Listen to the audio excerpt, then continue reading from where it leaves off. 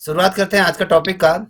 प्रवक्ता संवर्ग के अंतर्गत जो खंड क है उसका भारतीय शिक्षा व्यवस्था से संबंधित इसी क्रम में हमने देखा था। राइट टू एजुकेशन को पढ़ लिया था। शायद मुझे लगता है उसमें सारे क्वेश्चन आपके डाउट जो भी होंगे वो क्लियर हो चुके होंगे। आज इसी क्रम जी। में राष्ट्रीय उच्चतर शिक्षा अभियान के हम बारे में बात करेंगे। ये होता क्या है? देखिए, पहले हमें समझना होगा कि जो राष्ट्रीय उच्चतर शिक्षा अभियान है, ये अगर हम बात करें तो शिक्षा मंत्रालय ने राष्ट्रीय शिक्षा अभियान को अगर देखें, रूसा कहा जाता है इसको। रूसा एक ये पूछा जाता है कि राष्ट्रीय शिक्षा ये राष्ट्रीय उच्चतर शिक्षा अभियान क्या है या फिर इसका दूसरा नाम क्या है, तो उसे रूसा योजना भी कहा जाता है। रूसा योजना का था। इसको कब जारी किया गया था? इसको जारी 31 को ये देखिए, ये यहाँ पर गलत हो गया है। इसको 2013 तक, ये सॉरी, इसको जो जारी किया गया था 13 के आसपास, इसे केंद्र सरकार द्वारा किया गया था। जो ये अगले साल ये योजना कहाँ तक चलेगी, आपकी 31 मार्च 2026 तक ये जारी रखने की स्वीकृति से प्रदान की गई थी। ठीक है। जो रूसा जो योजना है, ये राष्ट्रीय उच्चतर शिक्षा अभियान है। इसकी जो समाप्ति की तिथि अगर हम बात करें तो वो 31 मार्च 2026 को ये है। और राष्ट्रीय उच्चतर शिक्षा अभियान क्या है, देखिए इसका कुछ मैं इससे क्वेश्चन अगर आ गया तो एक आध क्वेश्चन बनेगा। मुझे नहीं लगता इससे ज्यादा क्वेश्चन बनेगा, फिर भी हम ये टॉपिक को देखेंगे। अब इसके प्रमुख बिंदु क्या है, इसको देखें।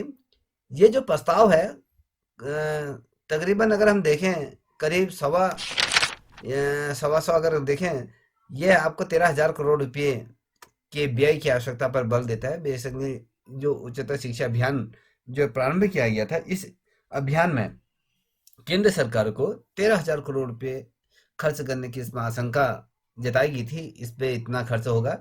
ये जो योजना थी, इस योजना के नए चरण के अंतर्गत अगर हम देखें, जो योजना को लाया गया था, इसके चरण की अगर बात करें, 1600 परियोजनाओं को समर्थन देने की परिकल्पना थी। अब ये देखिए, जो उच्चतर शिक्षा अभियान है, शिक्षा के क्षेत्र में जो कार्य करने की अगर हम बात करें तो उसके अंतर्गत यहाँ पर कितनी योजनाएं नए चरण के अंतर्गत अगर हम योजनाओं की बात करें तो 1600 परियोजनाओं को समर्थन देने की ये कहीं ना कहीं एक खाका ये तैयार किया गया था। अब यहाँ पर आप देख पा रहे होंगे, ये कहता है कि उच्चतर शिक्षा अभियान, इसकी जो शुरुआत हुई थी, इसकी शुरुआत क्वेश्चन क्या बनता है कि उच्चतर शिक्षा अभियान की जो शुरुआत हुई थी किस वर्ष हुई थी, तो आपको यहाँ पर देख पा रहे होंगे, ये दे रहा है कि अक्टूबर 2013 में इसकी शुरुआत की गई थी। ये केंद्रीय प्रयोजन है, मतलब केंद्र सरकार द्वारा इसको प्रायोजित किया गया था। जिसका उद्देश्य था पूरे भारत में अगर हम देखें, पूरे संपूर्ण भारत में अगर देखें तो उच्च शिक्षा संस्थानों को रणनीतिक वित्तीय पोषण प्रदान करना था। कहीं ना कहीं उच्च शिक्षा के क्षेत्र में या कहीं शिक्षा के क्षेत्र में अगर हम देखें, जो संस्थानों का गठन करना हो या रणनीतिक जो वित्तीय पोषण जिनको ग्रांट दी जाती है, उनको वित्त पोषण के अंतर्गत लाना, केंद्र सरकार के अधीन लाना, उनको ग्रांट वहां से देना, ये तमाम चीजें प्रदान की गई थी। अब देखिए, पहला पॉइंट यहाँ पर देख पा रहे होंगे आप, ये कहता है कि केंद्रीय वित्त पोषण पोषण ये सामान्य श्रेणी के क्या है, ये जो सामान्य श्रेणी के अंतर्गत आते हैं। अगर हम देखें राज्यों के लिए, अगर क्या है कि देखिए यहाँ पर एक चीज ये देख पा रहे हो, मुझे इसको बता सकते हो कि 40 अनुपात ना 60 अनुपात 40 दिया गया। ये कहता है केंद्रीय वित्त पोषण, केंद्र जो ग्रांट देगा, जो केंद्र पर निर्भर रहेगा। देखिए, वित्त पोषण मतलब है कि अगर हम कोई ग्रांट अगर हमें केंद्र सरकार दे रही तो इतना परसेंट क्या होगी, वो पैसा दे रही है, और इतना पैसा क्या होगा वो राज्य सरकार उसमें देंगे। तो मुझे बता दें 60/40 अनुपात ये क्या होता है, चलिए बताइए। सर ये 60 केंद्र खर्चा करेगा और 40 राज्य करेगा, बिल्कुल सही है। मतलब 40%। बिल्कुल सही कहा। तो इसके अंतर्गत अगर हम देखें तो ये 40% अगर हम देखें तो राज्य सरकार इसमें पेमेंट करेगा। जो उच्च शिक्षा अभियान या हम कहें राष्ट्रीय उच्चतर, मतलब उच्च शिक्षा के क्षेत्र में जो वित्त पोषण, जैसे कोई डिग्री कॉलेज को स्थापना किया, वहाँ अगर पैसे की हैं या टीचरों के वेतन निकालना हो रहा है या उनको तमाम चीज़ें जो भी आपके पैसे से रिलेटेड होगा, ये सारी चीज़ें इसके अंतर्गत होंगी। तो 50% क्या देगी केंद्र सरकार, इसको क्या देगी, ग्रांट देगी। वो कहेगी भैया कि हम इसको सिर्फ कितना पैसा दे सकते हैं, 50, ये 60% हम देंगे और 40% आप ये करोगे। ये अनुपात में इसको विभाजित किया गया था पहले। विशेष श्रेणी के राज्यों के लिए विशेष श्रेणी क्या होता है? विशेष श्रेणी वाला, अगर हम कहें जैसे कि आपके विशेष श्रेणी के अंतर्गत जैसे आंध्र प्रदेश हो गया, अब हिमाचल हो गया, अगर जम्मू कश्मीर हो गया, केंद्र शासित प्रदेश होते हैं बहुत ढेर सारे ऐसे प्रदेश है जो विशेष श्रेणी में, अगर हम उत्तराखंड की हो गए तो विशेष श्रेणी के अंतर्गत ये आते हैं। अब ये क्यों आते हैं? क्योंकि जो ये विशेष श्रेणी के जो राज्य होते हैं, ये मतलब इनका मतलब क्या होता है? विशेष श्रेणी इनको क्यों दी जाती है? ये विशेष क्या है? एक तो सामान्य होता है, एक विशेष पैकेज दिया जाता है। क्यों दिया जाता है, कोई बताएगा? चलिए बताइए। भौगोलिक स्थिति के कारण सर, क्योंकि यहाँ पर पूरी सुविधाएं नहीं होती हैं। बिल्कुल सही। आपदा हाँ, ये बिल्कुल ठीक है। आपदा रहित क्षेत्र होते हैं। देखिए, ये विशेष श्रेणी के राज्य इसलिए कहा जाता है, जैसे हिमाचल प्रदेश है, आपके आंध्र है, या फिर हम कहें तेलंगाना, ये अलग अलग हमारे स्टेट की अगर हम बात करें, तो यहाँ की जैसे आपने कहा कि भौगोलिक स्थिति है या परिदृश्य है, यहाँ पर क्या है, आपके पर्वतीय यहाँ की भौगोलिक बनावट भी अलग है, यहाँ का मानसून भी अलग है, और शहरों की अपेक्षा यहाँ का जो जनजीवन है वो बहुत ज़्यादा क्या है, कठिन है। अगर आप देखिए, मान लीजिए कोई महिला गर्भवती है पहाड़ों में, अगर उसको हॉस्पिटल जाने में भी क्या होते हैं, डोली के सहारे ले जाया जाता है। हमारे यहाँ स्वास्थ्य सुविधाएं सही नहीं है, आपकी पढ़ाई सही तरीके से नहीं है, ठीक है, ये चीज़ है। अब उसी तरीके से अगर हम मैदानी देखें तो मैदान में क्या है, मैदानी क्षेत्र बहुत शानदार तरीके से वर्क करते हैं और ग्रोथ भी अच्छे करते हैं, और पहाड़ों में क्या है, कुछ भी नहीं होता है वो, ठीक है। तो ये इसलिए वहाँ के जो वाशिंदे हैं, अगर हम कहें पहाड़ के जितने भी जो विशेष राज्य की, तो उनकी भौगोलिक स्थिति को और उनको विशेष राज्य का पैकेज इसलिए दिया जाता है कि वो जो जैसे दिल्ली है या उत्तर प्रदेश है या पंजाब है, हरियाणा है, इन राज्यों के समकक्षी ये भी अपने आप को स्टैंड कर सकते हैं, इनको भी विकसित किया जा सकता है, यहाँ पर भी विकास से संबंधित योजनाओं को क्या किया प्रदत्त किया जा सकता है, ये भी ग्रोथ करें, तो इसलिए इनको दिया जाता है। ये कहता है कि इसमें क्या होता है, जो विशेष राज्य वाले होते हैं तो उसमें क्या होता है, तो 90+10 का अनुपात चलता है। अब 90+10 का अनुपात जब चल रहा है तो होता क्या है, 90 और 10 का अनुपात क्या होता है, बताओ बेटा। सर वही मतलब 90% केंद्र सरकार खर्चा करेगी और 10% राज्य सरकार करेगी। हाँ बिल्कुल ठीक है। अब देखिए, कभी क्वेश्चन पूछा जाता है, राष्ट्रीय उच्चतर शिक्षा अभियान के तहत सामान्य राज्य को कितना ग्रांट दी जाती है, अनुपात क्या है, कभी क्वेश्चन पूछा जाता है कि राष्ट्रीय उच्चतर शिक्षा अभियान के तहत सामान्य श्रेणी के राज्यों का अनुपात क्या है, ठीक है। आप बताओगे 60+40 का है। अगर पूछा जाता है इसी में कि राष्ट्रीय उच्चतर शिक्षा अभियान विशेष राज्यों के लिए अनुपात क्या है, तो विशेष राज्यों की अगर हम बात करें तो 90+40, 90+10 का अनुपात है। 90+10 का अनुपात है, ठीक है, ये अनुपात है। तो ये केंद्र प्रदेशों के लिए क्या है, अब जैसे केंद्र शासित प्रदेश है, केंद्र शासित प्रदेश है, तो वहां पर 100% क्या कर देगी, आपकी जो यूनियन टेरिटरी है, तो यहाँ पे क्या है, पूरा जो खर्चा देगी वो कौन देगी, केंद्र सरकार देगी। यहाँ पर आपके जैसे हमने कहा विशेष श्रेणी के राज्यों में क्या होगा, 10% तो आपके जो राज्य देंगे विशेष श्रेणी वाले, और 90% क्या देंगे, आपके केंद्र देगा।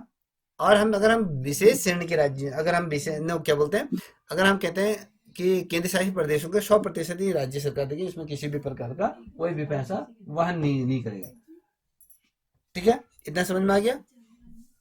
इस पर आधारित है पहला। सर ये 100% हाँ बोलो बोलो। 100% वाला नहीं आया। देखिए, ये केंद्र शासित प्रदेश जो 100% है, ये कैसे सर? ये केंद्र शासित प्रदेश होते हैं ना, ये राज्य की श्रेणी में जैसे होते हैं। देखिए, राज्य कैसे, जैसे हमारा उत्तराखंड राज्य है, ठीक है, ये अपने संसाधनों पर भी क्या है, पूरी तरीके से निर्भर है। अब जो केंद्र शासित प्रदेश हैं, तो केंद्र शासित प्रदेश क्या होती हैं, जैसे कि इसमें ना कोई भी ना मुख्यमंत्री होता है, ना ये क्या होता है, एक गवर्नर के माध्यम से पूरा चलाया जाता है, केंद्र सरकार के द्वारा इनको चलाया जाता है, ठीक है। ये विशेष श्रेणी से अलग हो गई ना सर? ये ये विशेष श्रेणी अलग होती है, जो उनकी भौगोलिक स्थिति या वो जो जिन कठिनाइयों के आधार पर आ रहे हैं, जैसे उत्तराखंड है, उत्तराखंड और यूपी की हम तुलना करें तो धरती आसमान का फर्क है। जी तो इसीलिए उत्तराखंड को विशेष राज्य का दर्जा दे दिया गया है, ठीक है। तो इसलिए अब यहाँ पर केंद्र शासित प्रदेशों के लिए 100% है, मानदंड का परिणाम ये आधार है। अब इस कार्यक्रम के तहत अगर हम देखें तो वित्त पोषण मतलब पैसों से रिलेटेड रहता है, जिनको पैसा दिया जाता है। वित्त पोषण की जो राशि है, जो विशिष्ट संस्थानों तक पहुंचाने के लिए पूर्व जो राज्य और केंद्र शासित प्रदेश हैं के माध्यम से किया गया, इन माध्यमों से या कहीं राज्य उच्चतर शिक्षा परिषदों को प्रदान किया जाए। जो केंद्र सरकार जो पैसा दे रही है वो उच्चतर जो उच्च शिक्षा संस्थान है उन पर जो खर्च किया जाएगा, जो उनकी नीड आवश्यकताएं हैं, चाहे वो शिक्षकों की संबंधित हो या बिल्डिंग से रिलेटेड हो या फिर शिक्षण सहायक सामग्री से हो या इंफ्रास्ट्रक्चर से हो, चाहे उसके कोई भी अगर हम कहें तो उनको प्रदान करने के लिए या जो राज्य सरकारें देंगे या फिर केंद्र केंद्र सरकार उनको पैसा देगी, और केंद्र शासित प्रदेशों के माध्यम से जो केंद्र शासित जो प्रदेश हैं उनके माध्यम से भी उच्च शिक्षा जो परिषदों का जो गठन किया गया है उनको भी धनराशि प्रदान करेगी। अब देखिए ये कहता है कि विभिन्न राज्यों को वित्त पोषण या कहें राज्य उच्च शिक्षा योजना के मूल्यांकन के आधार पर किया जाएगा। देखिए जो राज्यों को जो वित्त पोषण कब दिया जाएगा, जब राज्य उच्चतर जो राज्य के जो हायर एजुकेशन है उन योजनाओं में उनका पहले मूल्यांकन किया, क्या इनको नीड आवश्यकता है या नहीं है, तो उसके आधार पर किया जाएगा, उनको ये ग्रांट दी जाएगी। और जो उच्चतर अगर हम कहें जो उच्च शिक्षा में समानता पहुंच या उत्कृष्टता के मुद्दों को संबोधित करने के लिए प्रत्येक राज्य की रणनीति करेगी। देखिए हमें ये कोशिश होगी कि हम अपने क्या बोलते हैं कि उच्च शिक्षा को कैसे बेहतर बना सकते हैं, कैसे वो ग्रोथ कर सकता है, वो किस तरीके से अपना चीज़ों को क्यों कर सकता है। तो इसके लिए क्या करेंगे, तो ये होता है ना कि कोई भी स्टेट क्या करता है कि हमारे राज्य के जो शिक्षा है वो बेहतर हो, उच्च शिक्षा बेहतर हो, और उसके क्या करने के लिए वो बहुत ढेर सारे से प्रयत्न करता है। तो अगर इस तरीके से उत्कृष्टता अगर हम कहें बेहतर मुद्दों को अगर संबोधित करता है कि वो कहता है कि यार हम उच्च शिक्षा के क्षेत्र में हम केंद्रीय विश्वविद्यालयों का गठन करेंगे और हम रिसर्च के क्षेत्र में शोध कार्यों के क्षेत्र में बेहतर करेंगे। अजय जैसे हम उत्तराखंड की बात करते हैं तो ये कहता है कि हमारी जो मातृभाषा है उत्तराखंड में जैसे गढ़वाली है, कुमाऊनी है, इन भाषाओं को हम क्या करेंगे जो विश्वविद्यालय हैं इन विद्यालयों में लाएंगे, और जिससे कि हम अपने जो संस्कृति है उस संस्कृति को कहीं ना कहीं जीवित कर सकते हैं या कहीं लोगों को उनके बीच ले जाने के कहीं ना कहीं उन पर दिलचस्पी पैदा करते हैं। अगर आज की तिथि में देखोगे तो गढ़वाल की जो गढ़वाली है वो आपके यूनेस्को ने क्या बोलते हैं आपके जो विलुप्ति के कगार पर आज आज की तिथि में गढ़वाली भाषा जा चुकी है, तो उसने उस श्रेणी में उसको रख दिया गया। मान लीजिए इस क्षेत्र में अगर विश्वविद्यालय बेहतर कार्य कर रहे हैं तो उनको संबोधित करने के लिए प्रत्येक राज्य की अपनी अपनी रणनीति करेंगे, ऐसा वर्णन करेगा। ठीक है, रूसा अगर हम कहें यहाँ पर आप देख पा रहे हैं रूसा यहाँ पर दिया है, ये बहुत महत्वपूर्ण है, इसको ध्यान में रखिएगा। ठीक है, क्वेश्चन पूछा था रूसा किससे संबंधित है, तो आपको पता होना चाहिए ये उच्चतर माध्यम उच्च शिक्षा से संबंधित है। या देखिए ये रूसा 2022 ये क्या है इसको देखिएगा, क्वेश्चन पूछा जाए। ये नवीन रूसा लक्ष्य का मतलब है कि अस्वीकृत करके है, अल्प सेवित क्षेत्रों तक पहुंचाना, मतलब कि दूरस्थ क्षेत्र या कहीं जहां पर जो चीज संसाधन नहीं पहुंच सकते हैं या जहां पर जिन चीज की नीड आवश्यकता है वहां तक ये शिक्षा को पहुंचाना है। ये दूरस्थ ग्रामीण क्षेत्र में कठिन भौगोलिक या कहीं वामपंथी या उग्रवाद क्षेत्र जैसे पूर्वोत्तर क्षेत्र में आकांक्षी जिले जो टियर 2 के शहर के अगर हम बेसिकली हम अगर ये बात करें तो रूसा जो 2022 कहता है कि जो दूरस्थ या रिमोट क्षेत्र में, ये कहें रिमोट एरियाज पर जो होते हैं, जैसे हम कहते हैं कि हमारा उत्तराखंड के जैसे बागेश्वर का जो क्षेत्र है, दानपुरा वाला जो क्षेत्र है ऊपर को, बहुत ज़्यादा विकट परिस्थितियों में रहते हैं दानपुर के लोग, और वहाँ पर शिक्षा व्यवस्था को बेहतर करना है। या कहीं फिर हम कहें जैसे अब पिथौरागढ़ का क्षेत्र देखें, धारचूला, मुनस्यारी, तो इस तरीके जो ऊँटी गाँव है, तो यहाँ पर क्या होता है, यहाँ पर भी शिक्षा को बेहतर तरीके से पहुँचाए। दूरस्थ क्षेत्रों में जो दूर है जो लोग जो दूर रहते हैं वो शिक्षा से वंचित ना हो, उनको भी मुख्य धारा में लाने की यहाँ पर बात करिए। तो हमारे यहाँ पर क्या है, भौगोलिक परिस्थितियाँ भी कठिन है, चाहे अलग अलग जो वामपंथी जो उग्रवाद क्षेत्र होता है, अलग अलग कम्युनिटी या कहें अलग अलग संगठन बने रहते हैं। अगर हम पूर्वोत्तर क्षेत्र का देखें तो यहाँ पर अधिकांश जो जिले हैं वो क्या है, टियर 2 शहर है के तौर पर हम इसको विशेष कम GIR वाले क्षेत्र इत्यादि सर्वाधिक वंचित क्षेत्रों में SEDG को लाभान्वित करने में। कहने का मतलब है कि इस योजना से उच्च शिक्षा के क्षेत्र में कहीं न कहीं उन्नति लाई जा सकती है। तो ये तमाम चीज़ें इसके अंदर कहा गया है। इतना तो समझ में आ सर रहा ये टीयर टू ये है? ये सर ये टीयर टू NER ये क्या है सर? ये एक टाइप की, जैसे हम कहते हैं ना कि मान लीजिए एक, हाँ, एक इस प्रकार से समझिएगा, जैसे हम होटल में जाते हैं, हम कहते हैं यार कि एक तो सोच ले दो, बल्कि हम किसी विमान से सफर कर रहे हैं, एक इकोनॉमी क्लास होती है, एक बिजनेस क्लास होती है, एक फर्स्ट क्लास होता है। तो इकोनॉमी क्लास मतलब ये कि हम जैसे गरीब लोगों के बारे में बात करेंगे, तो फिर हम कहेंगे भैया, तो उसके बाद हम बिजनेस क्लास की बात करेंगे, वहां पर कौन जाएगा? जो सशक्त है, बहुत पैसे वाला है।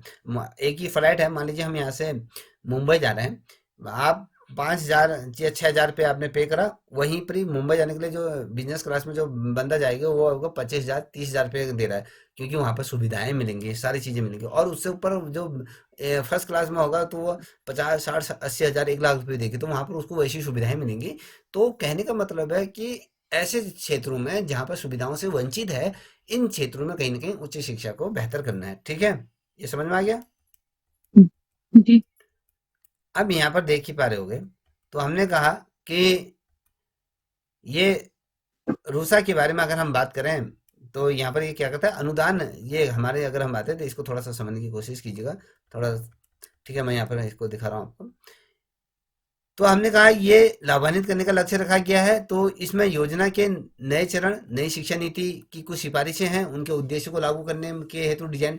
देखिए, आपने अगर नई शिक्षा नीति हमने पढ़ी थी, तो उसमें बहुत ढेर सारे कहते हैं, रिमोट एरियाज को भी कवर करता है, सारी चीजें करता है। तो उसके लिए कहीं ना कहीं एक खाका तैयार करता है, जो वर्तमान उच्च शिक्षा प्रणाली में कुछ महत्वपूर्ण बदलावों का सुझाव देता है। अगर आपने देखा होगा, 10 हमने कहा कि 10+2 ना 5+3+3+4+ ये हमने कुछ कहा, तो वहाँ उच्च शिक्षा में भी बदलाव हुआ। हमने कहा कि अगर 4 साल का अगर कोई बच्चा अगर ग्रेजुएशन करता है, 4 साल का अगर कोई शिक्षा ग्रहण करता है, तो उसके बाद उसको क्या मिलता है, उसके बाद तुरंत बाद उसको शोध कार्य के लिए भी एडमिशन दिया जाता है। तो ये तमाम चीजें नई नई शिक्षा नीति से उच्च शिक्षा में कहीं ना कहीं बदलाव हमें देखने को मिले। तो वहां पर भी कुछ महत्वपूर्ण बदलाव हुए, ताकि इसे सुधार और साथ ही पुनः सक्रिय किया जा सकता है। इस प्रकार इकट्ठी तथा समावेशी शिक्षा की गुणात्मकता पर अगर हम कहें विशेषकर जोर दिया। मेरा कहने का मतलब है कि इसमें जो सर्वाधिक जोर दिया गया, उच्च शिक्षा के विभिन्न फॉर्मेटों पर एक है, उन पे जोर दिया गया। अब ये कहता है कि राज्यों को सहायता, देखिए राज्यों की अगर हम सहायता की अगर बात करते हैं, जो योजना है, योजना के नए चरण के अंतर्गत राज्य सरकारों को लैंगिक समावेशी सभ्यता पहल, सूचना प्रसार प्रौद्योगिकी, इंफ्रास्ट्रक्चर या कम्युनिकेशन या टेक्नोलॉजी या ICT। देखिए ICT हमने पढ़ा था, राइट टू एजुकेशन के अगर हम कहें, तो आपने ये देखा होगा। राज्य सरकार क्या कहते हैं, जो लैंगिक समावेश अगर कहेंगे, पुरुष महिला अगर कहें, किसी भी जाति धर्म में भी अगर कहें, आपके अगर हम कहें पुरुष महिला, या कहें समलैंगिक है, या कहें वो ट्रांसजेंडर है, तो इन चीज़ों से उठकर हम क्या करते हैं, सभ्य एक अच्छे सभ्यता का पहल हम शुरू करते हैं। अब जैसे हम कहते हैं कि दूरसंचार और प्रौद्योगिकी क्षेत्र, हम कहते हैं कि भैया इसमें भी कहीं ना कहीं एक क्रांति आनी चाहिए। जैसे इंफ्रास्ट्रक्चर हमारा बहुत शानदार होने, कम्युनिकेशन मतलब है, अगर हमारी बिल्डिंगें शानदार हैं, वहाँ पर जो कंप्यूटर है, वहाँ पर जो कम्युनिकेशन का माध्यम है वो बहुत शानदार है, तो हमें कहीं पर भी, चाहे हम ऑनलाइन बैठे हैं या कुछ भी कर सकते हैं। तो कहने का मतलब है कि जो पहाड़ी क्षेत्र हैं या हमारे दूरस्थ क्षेत्रों में, वहाँ पर भी इस प्रकार का इंफ्रास्ट्रक्चर को डेवलप किया जाए, तो कम्युनिकेशन और टेक्नोलॉजी की बात की जाती है। और व्यवसायीकरण मतलब है कि इसको भी व्यवसाय के अंतर्गत जोड़ना चाहिए, जिससे कि लोग उससे क्या होता है, उन चीज़ों को सीख कर अपने कौशल, जैसे छोटा मोटा रोजगार वो खोल सकते हैं, वो कहीं ना कहीं रोजगार भी इसके बदौलत दिया जा सकता है। तो कहीं ना कहीं ये तमाम चीजें इसके अंतर्गत रखी गई हैं। और ये कहता है कि रोजगार वृद्धि में भी कहीं ना कहीं सामर्थ्य या समर्थन ये दिया गया। देखिए, अगर हम मान लीजिए कॉलेज में, जैसे दूरसंचार प्रौद्योगिकी क्षेत्र में कहें, या हम कहते हैं हम मान लीजिए BCA पढ़ा रहे हैं, या हम कंप्यूटर साइंस पढ़ा रहे हैं, या तमाम जैसे टेक्नोलॉजी से रिलेटेड जो भी तरह के, बच्चा आगे कॉलेज से निकल कर अगर नौकरी नहीं भी लगती है, कहीं ना कहीं अपना वो छोटा मोटा रोजगार खोल सकता है, जिससे कि वो कभी भी बेरोजगार ना रहे, और इससे क्या होगा, वो सशक्त बन सकता है। ये कहता है कि नए आदर्श स्नातक महाविद्यालय, जो मॉडल डिग्री कॉलेज के रूप में हम इसको निर्मित करने हेतु राज्यों को भी सहायता प्रदान किया जाएगा। देखिए, हमने कहा कि देखिए एक महाविद्यालय होता है, महाविद्यालय एक यूनिवर्सिटी होती है। महाविद्यालय कहाँ खोले जाते हैं? अगर आपने देखा होगा, जैसे हमने कहा 1949 की अगर हम कब बात करें या 68 की बात करें, तो जैसे आपने राधा कृष्णन आयोग पढ़ा था, मुदालिर आयोग पढ़ा था, ठीक है? तो उसमें भी इसी पर जोर दिया गया था कि जो दूरस्थ क्षेत्रों में शिक्षा व्यवस्था को प्रसार प्रसार करना उसका, और दूरस्थ क्षेत्रों में जैसे ग्रामीण क्षेत्रों में हमने क्या करना है, महाविद्यालयों को खोलना है, जिससे कि जो उस क्षेत्र में रहने वाले जितने भी लोग हैं, जो बच्चे हैं, वो उच्च शिक्षा से वंचित ना हो। 12वीं तक के तो शिक्षा ग्रहण कर लेते हैं, मगर आगे उच्च शिक्षा ग्रहण करने के लिए महाविद्यालयों को खोला जाता है, जिससे कि वो जो वहाँ के जो क्षेत्र के लोग हैं वो उससे शिक्षित हो सकते हैं, वो वंचित ना ना रहे, ठीक है? ये तमाम चीजें याद रखिएगा। अब ये कहता है कि इसमें राज्य सरकार को भी क्या करेगी, केंद्र सरकार फंड प्रदान करेगी या उसको सहायता प्रदान करेगी। अब बहुविषयी शिक्षा, देखिए बहुविषयी मतलब अलग अलग भाषाओं पर शिक्षा अनुसंधान के लिए राज्य के विश्वविद्यालयों को सहायता प्रदान की जाएगी। अब बहुभाषी विद्यालय क्या होते हैं? बहुभाषी विषय या बहुविषयी, जैसे हमने कहा हमने तेलुगु पढ़ा रहे हैं, कहीं पर हम उर्दू पढ़ा रहे हैं, हम पंजाबी पढ़ा रहे हैं, हमने कहा कि गढ़वाली पढ़ा रहे हैं, हम कुमाऊनी पढ़ा रहे हैं, तो बहुविषय मतलब अलग अलग विषयों के अनुसंधान मतलब उसमें प्रयोग करके राज्य सरकार विश्वविद्यालयों को भी क्या करेगा, इसमें प्रदान करेगा। जैसे हमने देखा होगा कि आपके उत्तराखंड में जैसे कुमाऊं यूनिवर्सिटी ने भी शायद मुझे लगता है इस पे प्रयोग किया था, जैसे फ्रेंच भाषा को भी लाने का प्रयास किया था, संस्कृत को लाया गया था, आपके कुमाऊनी गढ़वाली ये लाएगी। तो अलग अलग सब्जेक्टों को क्या किया जा रहा है, विश्वविद्यालय स्तर पर क्या है, इन पे कार्य किया जा रहा है, और ऐसे विद्यालयों पर क्या करेगी राज्य सरकार भी इनको क्या करेगी, ये सहायता प्रदान करके याद रखेगी। अब यहाँ पर देख पा रहे हैं भारतीय भारतीय भाषाओं में शिक्षण अधिगम सहित विभिन्न गतिविधियों को संचालित करने हेतु मान्यता प्राप्त या गैर मान्यता प्राप्त दोनों जो विद्यालय है, महाविद्यालय और विश्वविद्यालय, ठीक है, विद्यालय और महाविद्यालयों को क्या किया जाएगा, यहाँ पर अनुदान प्रदान किए, इनको मजबूत किया। अब मुझे बता सकते हो कि एक तो मैंने अभी आपको बताया था कि महाविद्यालय की बात करी थी और विश्वविद्यालय की बात करी, ये वाला कॉन्सेप्ट आके क्लियर हो गया? बताइए। जी सर।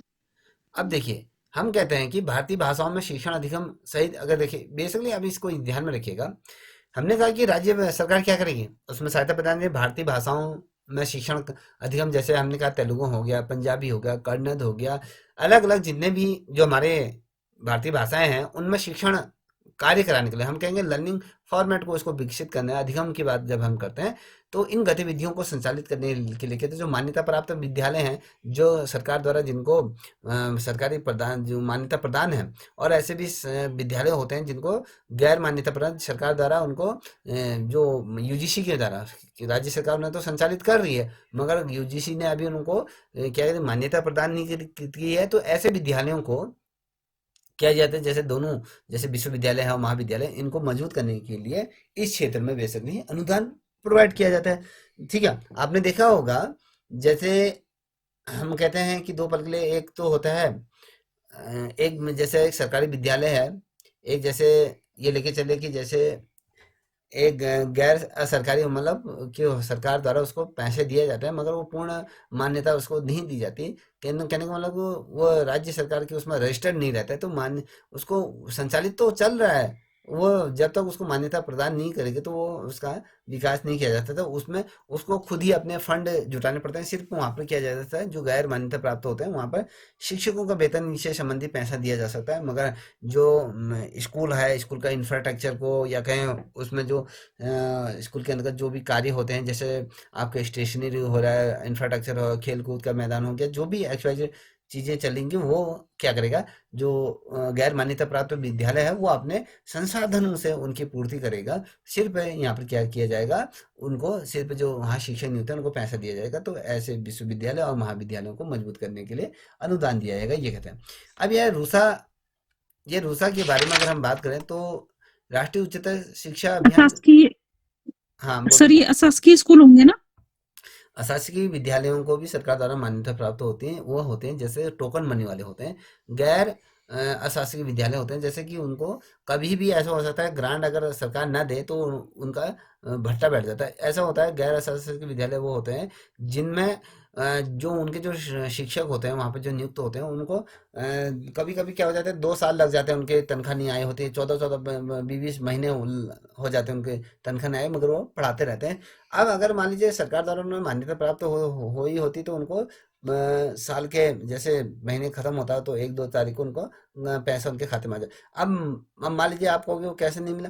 अब ये होता है जब केंद्र सरकार द्वारा जब पैसा दिया जाएगा, मान लीजिए इस वित्तीय वर्ष में केंद्र सरकार द्वारा 2024 में केंद्र सरकार द्वारा क्या है ग्रांट जारी करी गई है, ठीक है।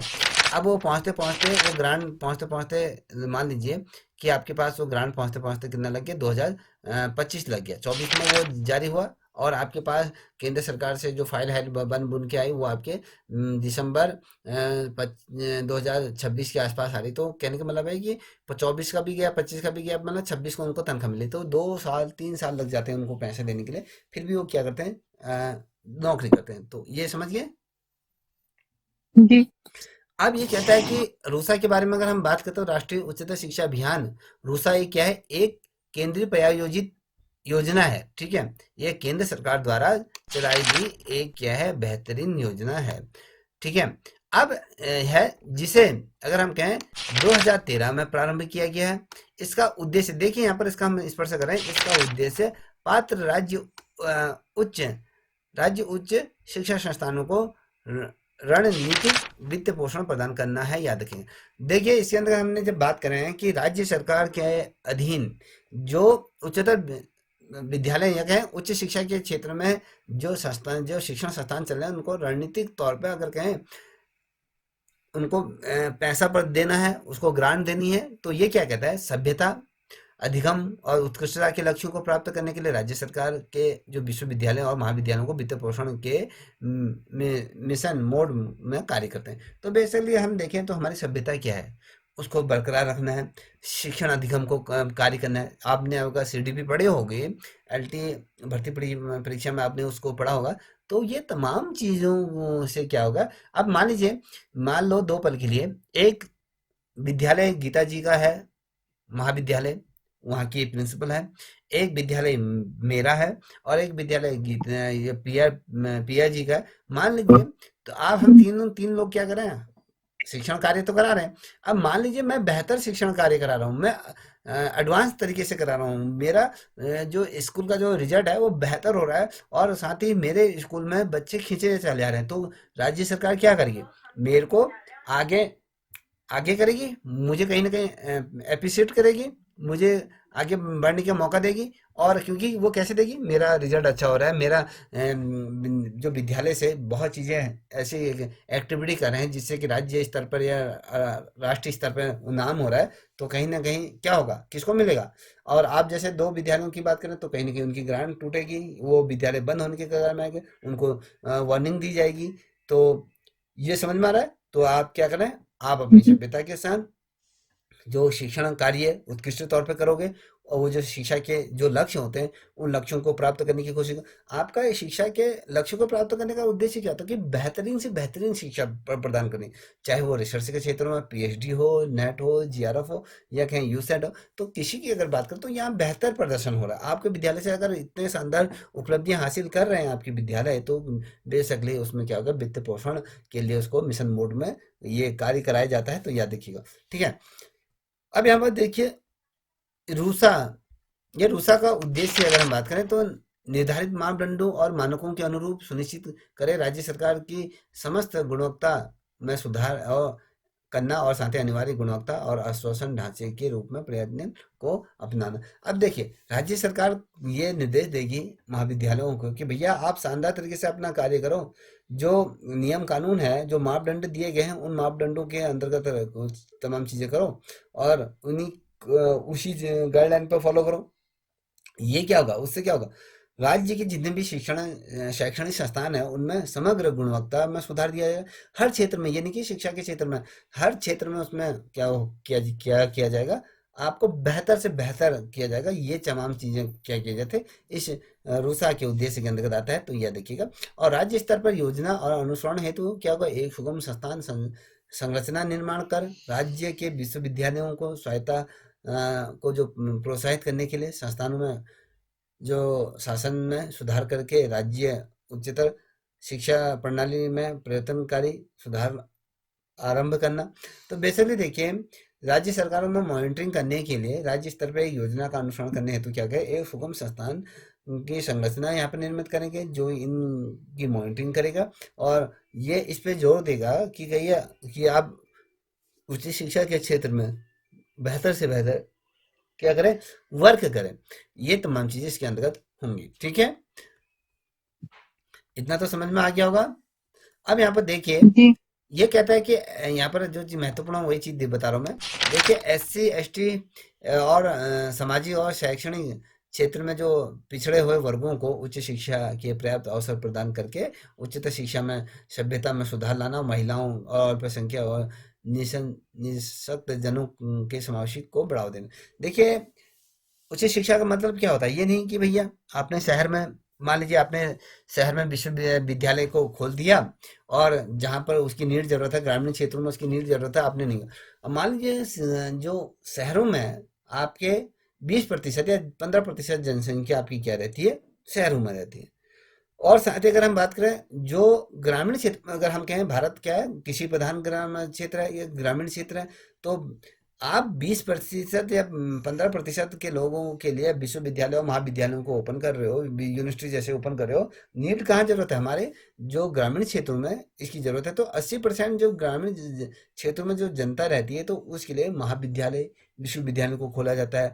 जो महिलाएं एससी कैटेगरी में, एसटी कैटेगरी में या ईडब्ल्यूएस के हैं या सामाजिक तौर पर जो शैक्षिक रूप में जो पिछड़े वर्ग हैं, उन वर्गों को मुख्य धारा में लाना और उनको उच्च शिक्षा के बेहतर अवसर प्रदान करना, उनको उच्च शिक्षा के क्षेत्र में बेहतरीन कराना। अब देखा होगा कि ग्रामीण क्षेत्रों में, जैसे यहाँ पर आप देख पा रहे हो कि जैसे गीता जी बागेश्वर के ऊपर वाला जो क्षेत्र है, तो वहाँ पर क्या होता है, लोग बागेश्वर में जो उच्च शिक्षा ग्रहण करने के लिए भी नहीं आते होंगे। प्राइवेट अगर भर लिया तो भर लिया, नहीं करा तो इंटर पास कर लिया तो ठीक है बच्चों, इंटर पास करने के बाद अपना रोजगार देखो, या कहीं बच्चों की लड़कियों की शादी करा देते हैं।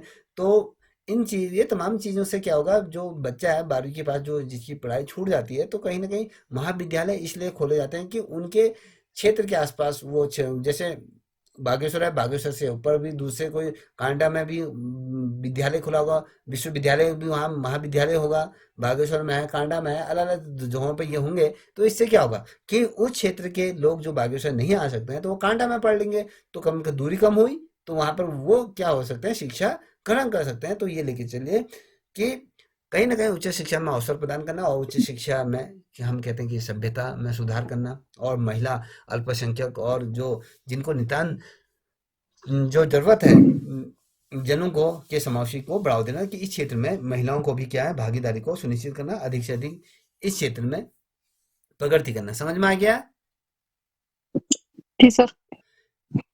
या नहीं आ रहा है तो बताइए, अगर नहीं आ रहा है तो फिर चेंज करते हैं फॉर्मेट को चेंज। नहीं आ रहा है सर। प्रिया जी आ रहा है? जी सर। अब देखिए, रूसा का लक्ष्य, हम अगर बात करें ये इसका लक्ष्य क्या है, रूसा ने अगर देखें 2020 में, याद रखिएगा ये अब यहाँ से थोड़ा महत्वपूर्ण चीज आ रही, 2020 तक अगर देखें तो तो, सर इसका इंस्टीट्यूट बनवाओ, हाँ जी, लंबा हो रहा है सर ये। इसका एमसीक्यू टाइप बना के ना उसको शॉर्ट शॉर्ट बढ़िया करके वो सेटिंग करके वो भी सही होता है। तो काफी समझ में नहीं आ रहा है, तो बहुत लंबा हो रहा है। तो सर हमें यहाँ पर शॉर्ट में नहीं चलना है, हमारा बेसिकली उद्देश्य है कि आपको विस्तृत लेके चलना है। जब आपको विस्तार से आपको चीजें समझ में आएंगी तो आपके जो फैक्चुअल जो प्रश्न है वो ऑटोमेटिकली बनेंगे। जैसे मान लीजिए हमने राइट टू एजुकेशन पढ़ा विस्तार से, जब उसके फैक्चुअल प्रश्न आ रहे थे तो उसको हम क्या करते हैं, एक तोता की तरह फटाफट फटाफट फटाफट बता दे रहे थे। जी सर। यही चीज है, अगर दो पल के लिए सोच लीजिए, जैसे हाई स्कूल, इंटर, जब विश्वविद्यालयों में अगर फैक्चुअल प्रश्न लाते हैं तो उनको विस्तारित, ये बड़े बड़े जैसे पॉलिटिकल साइंस की अगर जो लक्ष्मी नारायण जैसी किताबें हैं, एनसीईआरटी की जो विस्तृत किताब को लाने की जरूरत ही नहीं पड़ती बॉस। अब वहाँ क्यों पढ़ाया जाता है बच्चों को विस्तार से? हाँ, वो यहाँ वहां पर भी ऐसे कहते हैं, चलो इनको ऐसे शॉर्ट शॉर्ट प्रश्न देगी नहीं। हमारा सर्वांगीण विकास कब होगा? हमने कहा कि जो शिक्षा के अवसर को हम कब प्रदान करेंगे, हम जब उनको बेहतर तरीके से समझा पाएंगे। अगर मान लीजिए मैं कह देते रूसा का लक्ष्य है 2020 तक उसको 30% नामांकन करना है, और मैं कहूँगा भैया 17-18 में ये हुआ, तो क्या होगा? पहले तो ये समझ, अब जितने भी, अगर मैं गीता जी से कहूँ तो रूसा क्या था, इसका लक्ष्य क्या था, इनका मेन पॉइंट क्या था, अब मुझे जहां तक लगता है इनके समझ में आ गया होगा। अगर आप जिस प्रकार से कह रहे हैं, अगर हम वैसे चलते हैं तो मुझे नहीं लगता है कि ये कल आज पढ़ाते कल भूल जाते। ठीक है ना सर? जी सर। अब यहाँ पर देखिए, रूसा का लक्ष्य की अगर हम बात करें तो ये 2000, याद रखिएगा बेटा, ये रूसा ने 2020 तक के अगर हम देखें तो ये मुझे बता सकती हैं गीता जी, इसको कब प्रारंभ किया गया था?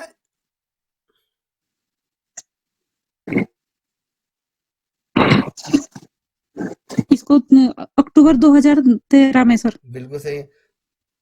ठीक है, अब ये कह रहा है रूसा ने 2020 तक की अगर हम कहते हैं, तक देश में सकल नामांकन का जो अनुपात रखा था, इसने कहा था कि 2020 तक हम 30% तक इसने बढ़ाने का क्या करा, प्रयास किया।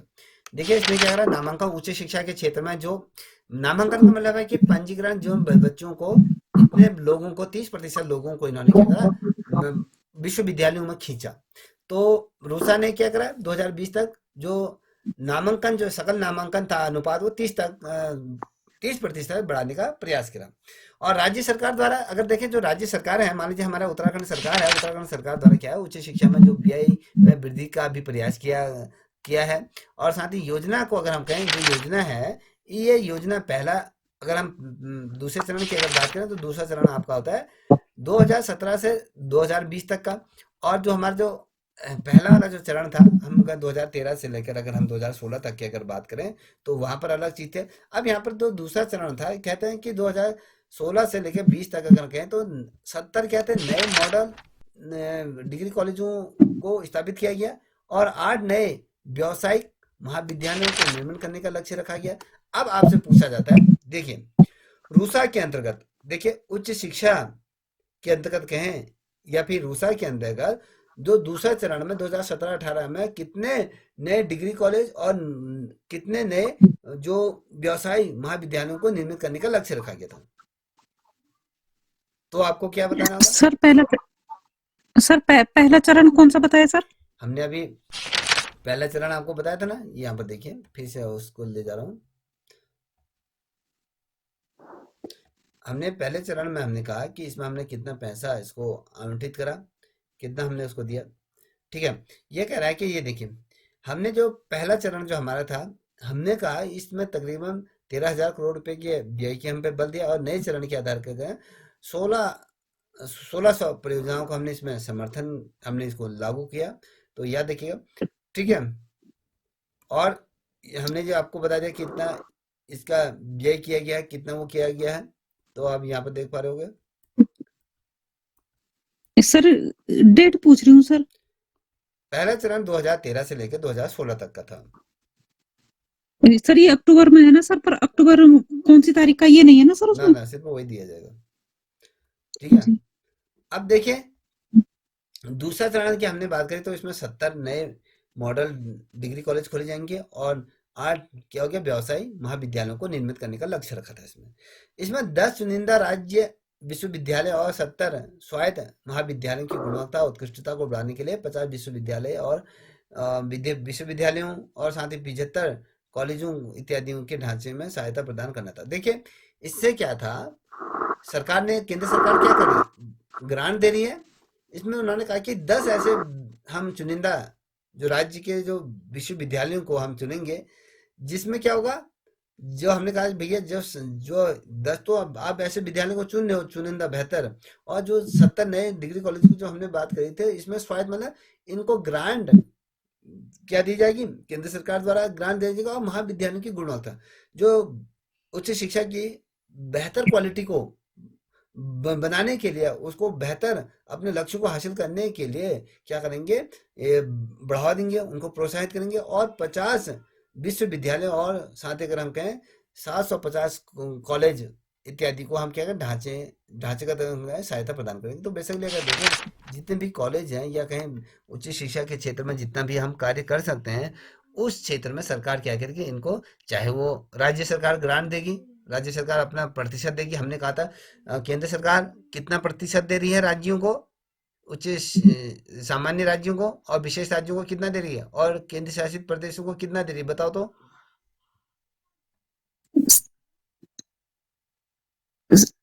60 केंद्र को सर और 40 राज्य को। ये कौन सा है? ये सामान्य है और विशेष श्रेणी का है 9:10 का, 9 केंद्र को और 10 राज्य को। 9 केंद्र है या क्या था, 9 क्या है? 9 और 10 तो 19 हुआ। 9:10 का है ना सर ये, तो 9 केंद्र को 9% और 90 प्लस 10 है, टोटल क्या हो गया, 100 हो गया। अच्छा ठीक है ना। और अगर हम कहें वो केंद्र शासित प्रदेशों की हम बात करते हैं तो उसको बताओ।